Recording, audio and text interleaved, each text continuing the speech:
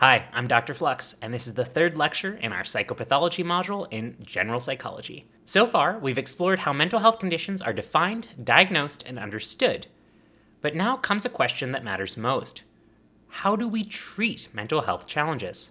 It wasn't that long ago that mental health treatments meant asylums, lobotomies, and an overwhelming sense of stigma.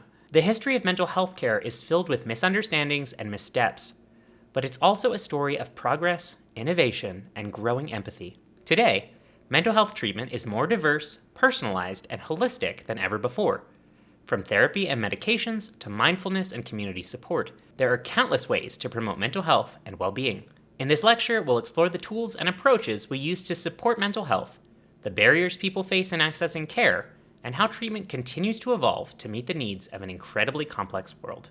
But before we get into today's material, let's do a quick recap of what we covered in our last lecture. Which of the following is not a symptom of major depressive disorder? A. Loss of interest or pleasure in activities, anhedonia. B. Sleep disturbances like insomnia or hypersomnia. C. Persistent elevated mood and excessive energy. Or D. Feelings of worthlessness or excessive guilt. If you pick C, you're right. Persistent elevated mood and excessive energy are actually symptoms of mania, which is associated with bipolar disorder, not depression. Which of the following is an example of an anxiety disorder in the DSM? A. Panic disorder. B. Post-traumatic stress disorder. C. Cyclothymic disorder. Or D. Autism spectrum disorders. The correct answer here is A. Panic disorder. PTSD is classified as a trauma and stressor-related disorder. Cyclothymic disorder is a mood disorder, and autism spectrum disorder is classified as a neurodevelopmental disorder. Let's shift our focus to something a bit more hopeful in this final lecture in our psychopathology series: how we treat mental health conditions and support people on their journey to healing. Today, we'll open by discussing psychotherapy, talk-based and behavioral strategies that therapists use in treatment. We'll then discuss biomedical treatments, including medication. We'll take a look at some holistic therapies that have empirical support, and we'll wrap up by discussing access to treatment before getting into our summary and review. Whether it's through talk therapy, medication, or holistic approaches, there's no single way to treat mental health. It's about finding the right combination of tools that work for each individual. So how do we decide what works? Let's start by looking at one of the most well-known approaches: psychotherapy, the art of healing through conversation. When people think about mental health treatment, one of the first things that often comes to mind is therapy. Lying on a couch talking about your childhood, maybe even hearing the occasional, and how does that make you feel? But psychotherapy, or talk therapy, is a lot more dynamic and diverse than the stereotype suggests. It's about creating a structured space where people can explore their thoughts, emotions, and behaviors with the guidance of a trained mental health professional. And just like no two people are the same, therapy isn't one size fits all. There are different types of therapy, each with its own focus and techniques. So let's take a closer look. Psychotherapy is all about creating a safe space where people can work through their emotional challenges, change unhelpful behaviors, and develop tools to cope with life stressors. The goals of therapy can vary. Some people use therapy to manage specific mental health conditions like depression or anxiety. Others might seek therapy for personal growth, to navigate relationship challenges, or to gain a better understanding of themselves. And here's the thing: therapy isn't just for when you're in crisis. It can be helpful at any stage of life, whether you're dealing with something specific or just trying to live a more fulfilled and balanced life.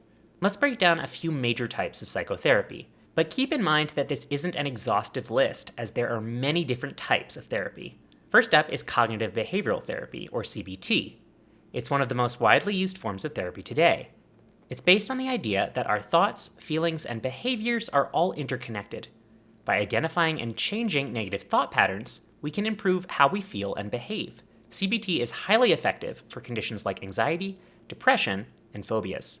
Dialectical behavioral therapy, or DBT, is a specialized form of CBT that was developed for people with borderline personality disorder, but works for many other conditions. It focuses on emotion regulation, mindfulness, and interpersonal effectiveness.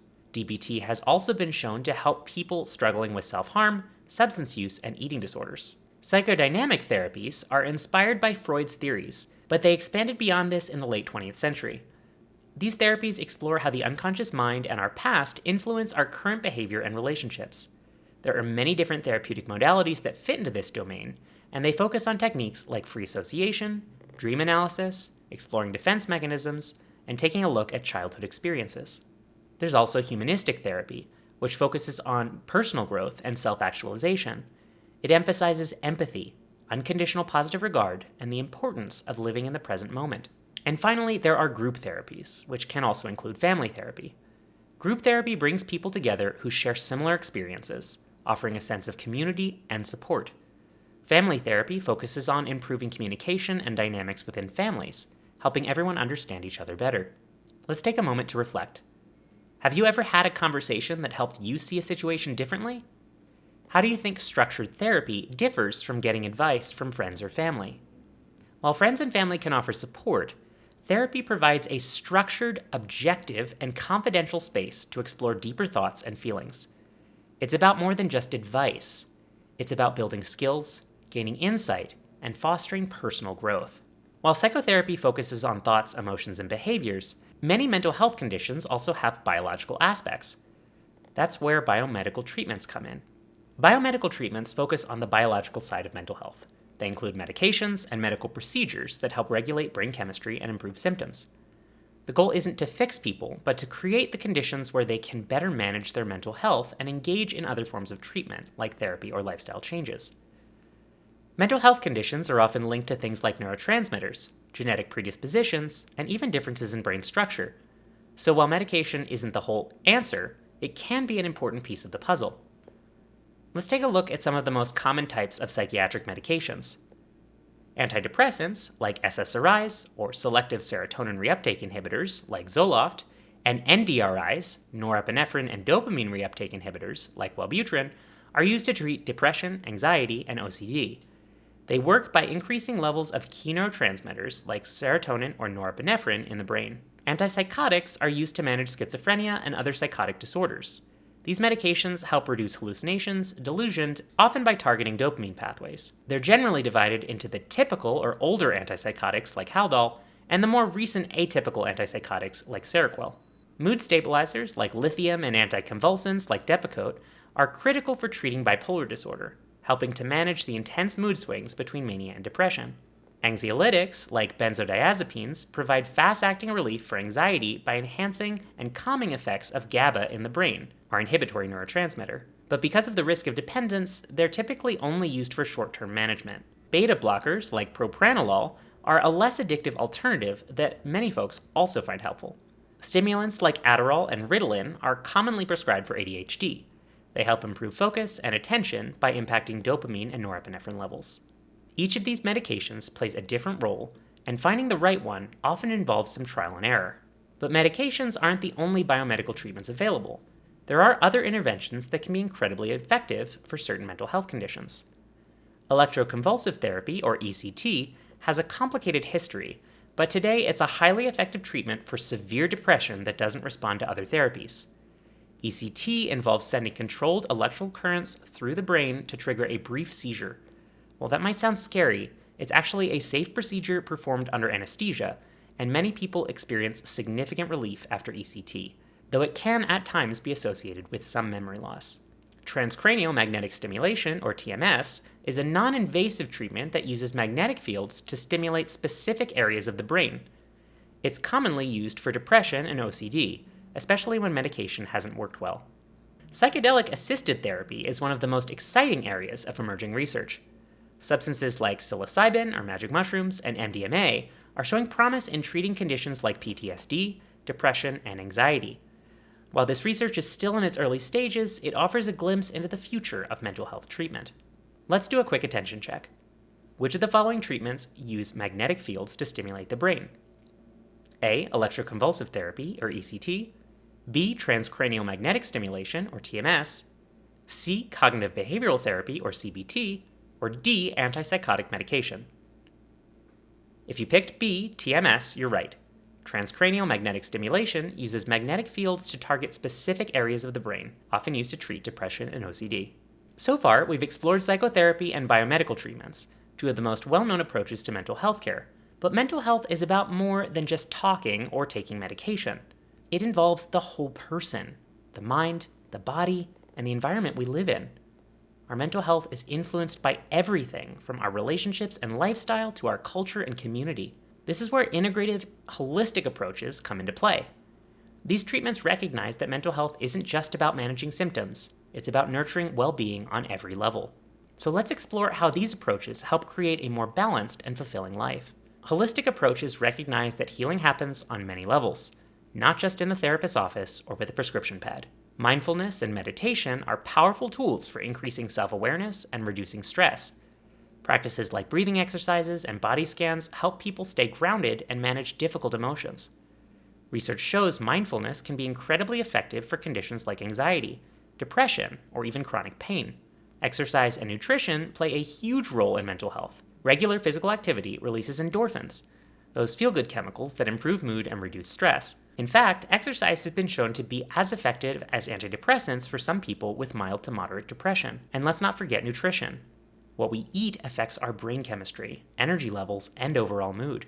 Creative therapies like art therapy, music therapy, and nature therapy offer alternative ways to process emotions.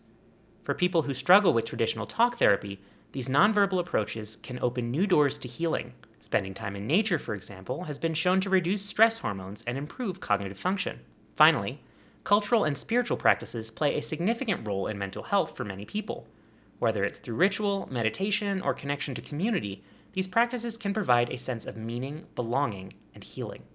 We've talked about the many ways to treat mental health conditions: therapy, medication, integrative approaches, but having all these options doesn't mean everyone can access them.